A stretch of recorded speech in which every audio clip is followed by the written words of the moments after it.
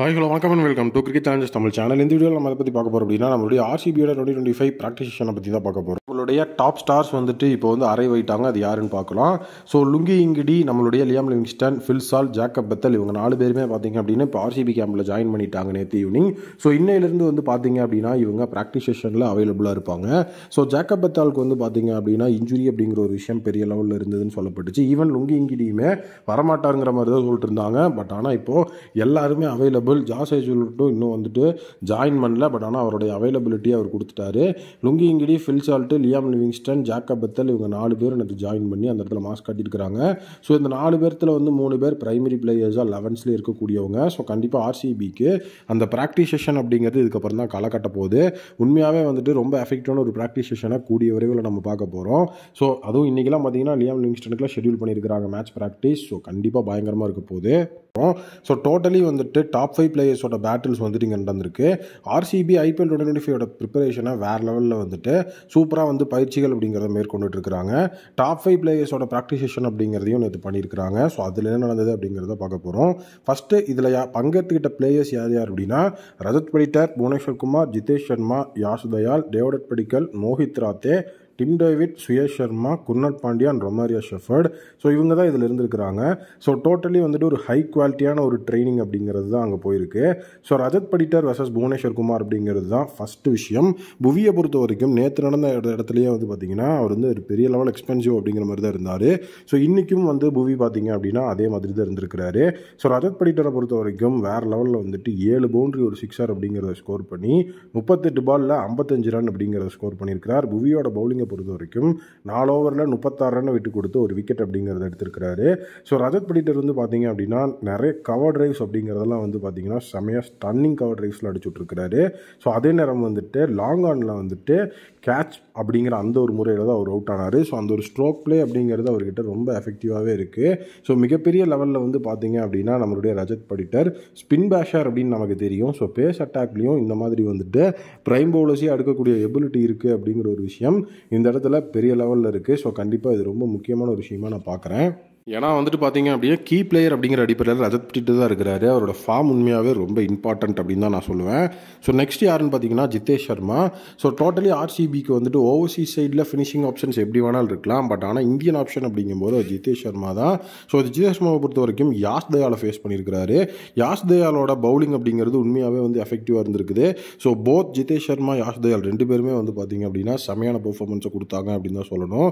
ஜிதேஷ் சர்மாவை பொறுத்த வரைக்கும் 25 பாலில் 42 ரன்னு. என்னதான் அந்த இடத்துல வந்து ஜிதேஷ் சர்மா எஃபெக்டிவாக இருந்தாலும் ஸோ யாஷ் தயால் வர்சஸ் ஜிதேஷ் சர்மா அப்படிங்கிற மாதிரி அந்த ஒரு ரைவல்ரியை கொண்டு வந்ததுக்கு முக்கியமான ரீசன் யாஷ் தயால் எப்படி பெர்ஃபார்ம் பண்ணுறாரு அப்படிங்கிறத பார்க்குறக்காகவும் தான். ஸோ 25 பால்ஸில் 42 ரன்ஸ், 3 6, 4 பவுண்டரியோட ஸ்கோர் பண்ண நம்மளுடைய ஜிதேஷ் சர்மாவை ஸோ க்ளீன் பவுல் பண்ணியிருந்தார். ஸோ தலைவரோட ஸ்லோயர் டெலிவரி மூலிமா ஸோ 2 விக்கெட் 28 ரன்களை விட்டு கொடுத்து நம்மளுடைய அந்த யாஷ் தயால் அப்படிங்கிறவர் எடுத்திருந்தார். யாஷ் தயாலை பொறுத்த வரைக்கும் ஸோ அவர் வந்து ரிட்டைன் பண்ணப்பட்ட பிளேயர். ஸோ கண்டிப்பாக அவருக்கு பிரைமரி லெவலில் வாய்ப்பு இருக்கும்.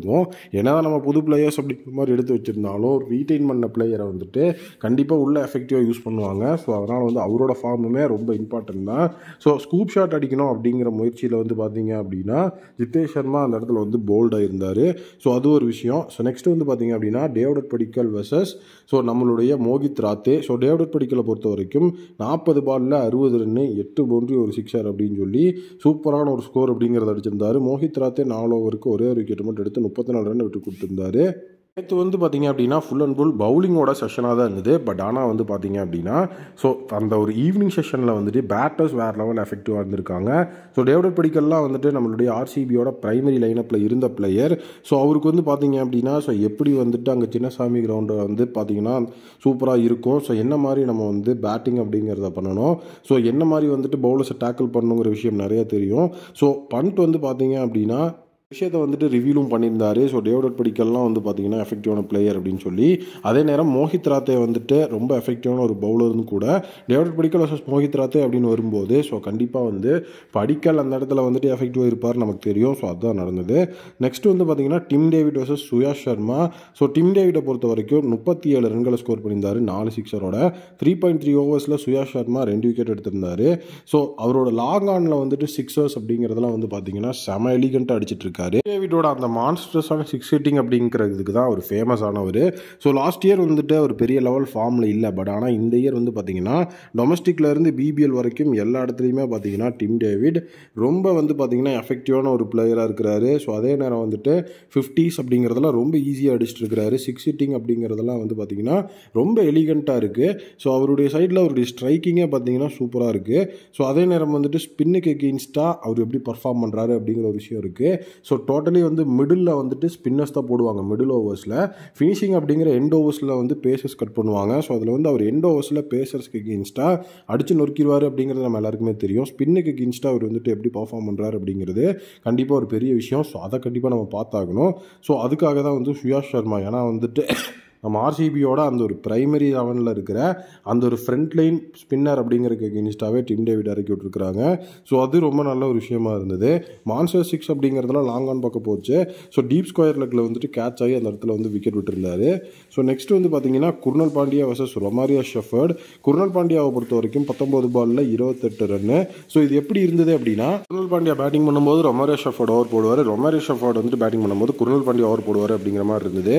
ஸோ டோட்டலி வந்துட்டு ஒரு சூப்பரான ஒரு விஷயமா இருந்துச்சு. குர்னல் பாண்டியா ரொமாரியோ ஷெஃபர்டுக்கு எகெயின்ஸ்டா 19 பாலில் 28 ரன் அப்படிங்கிறத அடிச்சிருந்தாங்க. 2 பவுண்டரி 2 சிக்ஸர். ரொமாரியோ ஷெஃபர்ட் வந்துட்டு 4 ஓவரில் 26 ரன் விட்டு கொடுத்து 2 விக்கெட் எடுத்திருந்தாரு. ஸோ குர்னல் பாண்டியா ஒரு ஸ்லாக்ஸ் வீக்கை மிஸ் டைம் பண்ண போய் அந்த இடத்துல டீப் மிட் விக்கெட்டில் கேட்ச் ஆகிருப்பார். ஸோ அதே நேரம் வந்து ரொமாரியோ ஷெஃபர்டை பொறுத்த வரைக்கும் குர்னல் பாண்டியாவோட பவுலிங்கில் ஸோ டோட்டலி வந்து 31 ரன் 19 பால் அடிச்சிருப்பாரு. ரொம்பவே வந்துட்டு ஒரு அருமையான ஒரு பவுலிங் அப்படிங்கிறத வந்து பார்த்தீங்க அப்படின்னா ரொமாரியோ ஷெஃபர்ட் கொடுத்துருந்தாரு. அதே நேரம் பேட்டிங்கும் சூப்பராக கொடுத்துருந்தாரு. பவுலிங்கில் குர்னல் பாண்டியா வந்து பார்த்தீங்கன்னா ஒரு விக்கெட் 19 ரன் விட்டு கொடுத்துருந்தாரு. ஸோ கண்டிப்பாக வந்துட்டு எஃபிஷியண்ட்டான பேட்டிங் அப்படிங்கிறது எல்லாருமே கொடுத்துருந்தாங்க. பவுலிங்கும் எஃபிஷியண்ட்டாக இருக்குது. ஒரு டீசெண்டான பவுலிங் லைனப் தான் இருக்குது. ஸோ இந்த இடத்துல வந்துட்டு அவங்க பேட்ஸ்மேன்ஸ் அப்படிங்கிறதுக்கு கான்சன்ட்ரேட் பண்ணுறத விட பவுலிங் கான்சன்ட்ரேட் பண்ணுங்கிறது என்னோட ஒப்பீனியன். நீங்கள் என்ன நினைக்கிறீங்க அப்படிங்கிறத கமெண்ட்டில் சொல்லுங்கள். Thank you, take care and bye bye.